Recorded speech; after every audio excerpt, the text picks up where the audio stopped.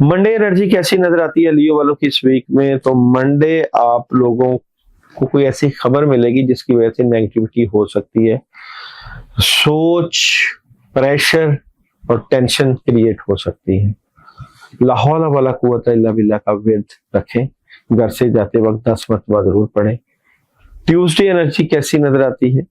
लियो वालों की ट्यूसडे बहुत अच्छी एनर्जी है। मोहब्बत, बड़ी खबरें, सॉलिड हेल्थ। वेडनेसडे एनर्जी कैसी नजर आती है? तो वेडनेसडे कामयाबी, अपॉर्चुनिटीज और फायदे। थर्सडे एनर्जी कैसी नजर आती है? तो थर्सडे कामयाबी मिलेगी, हेल्प मिलेगी और गुस्सा कंट्रोल करें।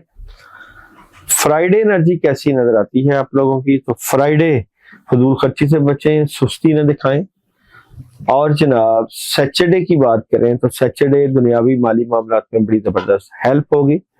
संडे की बात करें तो जज्बाती थोड़ा सा नजर आते हैं, कोई डिसीजन लेता हुआ आप नजर आते हैं।